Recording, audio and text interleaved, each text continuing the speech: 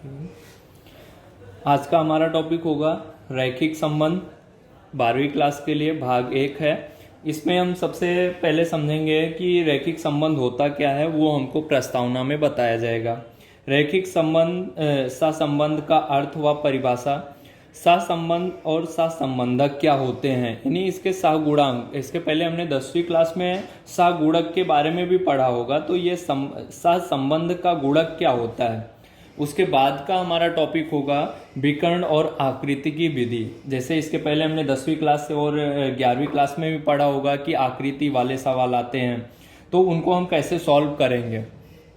फिर Karl Pearson के गुणन प्रघात की विधि, सह संबंधक के गुणधर्म क्या होते हैं, सह संबंधक के मान का अर्थघटन क्या होता है, स्पेयरमैन के क्रमांक सह संबंध की विधि क्या है, सह संबंध के अर्थघटन में ध्यान रखने योग्य सावधानियां कौन कौन सी हैं, इस पाठ के अंतर्गत अपने पढ़ेंगे। तो सबसे पहले प्रस्तावना में देखते हैं। 11वीं कक्षा में मध्यवर्ती स्थिति की माप, प्रसार माप मतलब अपकिरण जो हमने पढ़ा हुआ है, विषमता।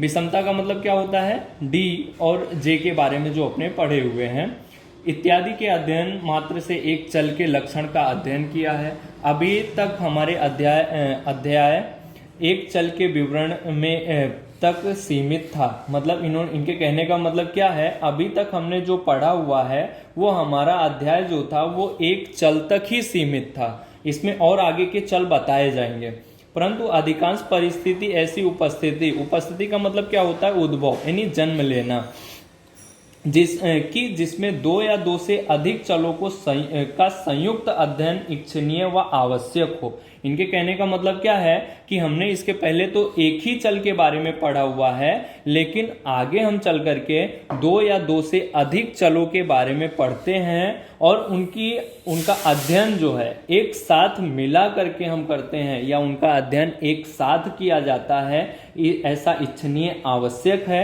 जैसे कि हमारी किसी कंपनी की किसी एक वस्तु की वार्षिक बिक्री का अध्ययन कर रहे हैं, तो साथ साथ कंपनी के लाभ के विषय में भी जानकारी प्राप्त करने की इच्छा रखते हैं। इनके कहने का मतलब क्या है कि अगर हम किसी कंपनी के बारे में जानकारी प्राप्त कर रहे हैं, तो हम ऐसा नहीं कि कंपनी क्या है, कहाँ पे है, यही जानकारी लेकर के हम आगे नहीं बढ़ते हैं। हम उसके क्या करते हैं, अगर हमें उस कंपनी के बारे में जानकारी प्राप्त करना है तो सबसे पहले वो कहाँ पर है, किस प्रकार स्थापित हुई है और कितना प्रॉफिट उससे हो रहा है, हानि हो रही है, लाभ हो रहा है या हानि हो रही है, इसके बारे में भी जानकारी प्राप्त करने की इच्छा रखते हैं, क्योंकि उस पर से इन दो चलों उत्पादित वस्तु की बिक्री एवं उससे होने वाले लाभ के बीच कैसा और कितना संबंध है। इनके कहने का मतलब क्या है कि हम उसके बारे में ये अध्ययन करेंगे कि वो जो वस्तु का उत्पादन कर रही है उसकी बिक्री किस प्रकार से हो रही है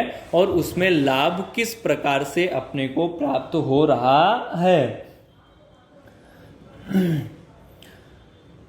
उसे जाना जा सकता है। किसी क्षेत्र की वार्षिक वर्षा और चावल के उपज, इन्होंने क्या बताया कि किसी भी क्षेत्र की वार्षिक वर्षा यानी जो हमारे बरसात का मौसम होता है, एक बार बरसात होती है तो वो हमारे पूरे साल की बरसात गिनी जाती है। या फिर अभी तो मौसम परिवर्तन होता रहता है, समय समय उसका कोई समय सीमा ही नहीं है, कभी भी बरसात हो सकती है। चावल की उपज, अब बारिश का मौसम कब आता है, जब हम धान की खेती करते हैं, यानी बारिश के मौसम में हम धान की खेती करते हैं, तो उससे क्या होगा, सीधा संबंध चावल से होगा। बारिश का सीधा संबंध किससे होगा, चावल से। वस्तु का मूल्य व उसकी मांग, परिवार की आय और खर्च, यानी इनके कहने का मतलब क्या है कि जब बारिश होगी, बारिश ज्यादा होगी तो चावल का उत्पादन बढ़ेगा। दूसरा, अगर हम किसी भी वस्तु का मूल्य बढ़ाते हैं तो उसकी मांग बढ़ती है या नहीं बढ़ती है, ये हमारे कह सकते हैं बिजनेस का सबसे महत्वपूर्ण भूमिका होती है। परिवार की आय और खर्च, हमारे परिवार की आय कितना है और खर्च कितना है, ये भी यहाँ पे जानना बहुत जरूरी होता है। पिता और पुत्र की ऊंचाई, पति व पत्नी की आयु इत्यादि कुछ परिचित उदाहरण हैं। परिचित का मतलब क्या होता है, जिससे हम पहले से जानते हों, वो क्या कहलाएगा, परिचित कहलाएगा। जिसमें चल के युग्म के बीच संबंध दिखाई देता है, उसी प्रकार अधिकांश परिस्थिति में देखा जा सकता है कि दो चलों के बीच संबंध होता है। अगर हम ऐसी स्थिति को, ऐसे युग्मों के संबंध को देखते हैं तो इससे हमें पता चलता है कि दो संबंधों के बीच में या दो युग्मों के बीच में किस प्रकार का संबंध दिखाई देता है। इस अध्याय में और इसके पश्चात अध्याय में हम दो परस्पर संबंधित चलों के बीच संबंध के बारे में जानेंगे। इनके कहने का मतलब यह है कि अपने दूसरे पार्ट में ही संबंध के बारे में नहीं जानेंगे, इसके आगे वाला पार्ट जो है उसमें भी हमें संबंध के बारे में ही पढ़ना है। टिप्पणी में क्या लिखा हुआ है इसके बारे में थोड़ा चर्चा करते हैं। एक चल की सूचना एकत्र करके प्राप्त किए गए उसके विवरण को एक चलीय विवरण कहते हैं। इनके कहने का मतलब क्या है, एक चल से जो हम सूचना एकत्रित कर रहे हैं, जो विवरण हमें प्राप्त हो रहा है उसे चलीय विवरण कहा जाता है। जैसे कि किसी विषय में विद्यार्थी द्वारा प्राप्त अंक, किसी कंपनी के कार्य करने वाले व्यक्ति का मासिक आय, स्टेट ट्रांसफर, इसको शॉर्ट फॉर्म में एसटी बोला जाता है, कि बसों के ड्राइवर की आयु का विवरण। अगर हम किसी एक विषय में विद्यार्थी अंक प्राप्त कर रहा है उसके बारे में चर्चा करते हैं तो वो हमारी एक चलीय विवरण कही जाती है। दूसरा इन्होंने क्या बताया कि कंपनी में कार्य करने वाले व्यक्तियों की मासिक आय, तो हर एक व्यक्ति की मासिक आय क्या होगी, कंपनी में काम करने वाले की अलग अलग होगी, मतलब जिस उसके पोस्ट के मुताबिक उसकी मासिक आय होगी। स्टेट ट्रांसफर, एसटी बसें चलती है ना, उसके ड्राइवर की आयु का विवरण अगर हम लिखते हैं तो वो हमारी एक चलीय विवरण कहलाता है।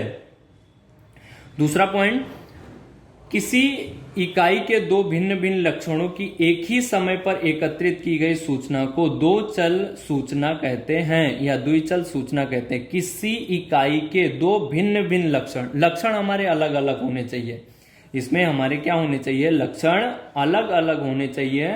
एक ही समय पर अगर सूचना एकत्रित की जाती है तो उसे द्विचल सूचना कहा जाता है और उस पर से प्राप्त करके विवरण को द्विचल विवरण कहा जाता है। जो हमने जो सूचना प्राप्त की हुई है उसका विवरण जो हमारे पास है वो हमारा द्विचल विवरण कहा जाएगा। जैसे वस्तु का मूल्य व उसकी पूर्ति, इसके पहले ही मैंने बताया हुआ था भाई कि मूल्य और उसकी पूर्ति का मतलब क्या होगा, मांग। अगर हमारी वस्तु का मूल्य और उसकी पूर्ति के अंतर्गत कैसे होगा कि जैसे मान लो मार्केट में किसी भी वस्तु का भाव 4 रुपए है और हम उसको 3 रुपए में या 3 रुपए 50 पैसे में बेच रहे हैं तो हमारी पूर्ति को भी बढ़ाना पड़ेगा। क्यों? क्योंकि व्यक्ति जो होगा वो जहां पे वस्तु सस्ती मिलेगी, सेम क्वालिटी की वस्तु अगर सस्ती मिल रही है तो व्यक्ति सस्ते वाले के पास ही जाएगा, तो पूर्ति को बढ़ाना पड़ेगा। किसी एक समूह के परिवार के मासिक खर्च व बचत, किसी एक समूह के परिवार का मासिक खर्च व बचत, एक परिवार है उसकी मासिक आय कितनी है, वो उसमें से बचा कितना रहा है।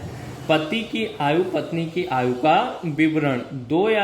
तीसरा पॉइंट, 2 या 2 से अधिक चलों के मूल्य के साथ होने वाले परिवर्तन का अध्ययन बहुचलीय व आंशिक संबंध द्वारा ज्ञात किया जाता है, परंतु यहाँ अभी हम मात्र 2 चलों के बीच संबंध का अध्ययन करेंगे। इनके कहने का मतलब क्या है, 2 या 2 से अधिक चलों के मूल्य के साथ होने वाले परिवर्तन का अगर हम अध्ययन एक साथ में करते हैं तो वो हमारा क्या कहलाता है, बहुचलीय या आंशिक संबंध कहलाता है। अभी इसमें हम 3 संबंधों के बारे में आगे पढ़ने वाले हैं, धन संबंध, ऋण संबंध और आंशिक संबंध के बारे में, जिसको हम रैखिक संबंध भी हम कहते हैं। उसके बारे में आगे हम चर्चा करेंगे।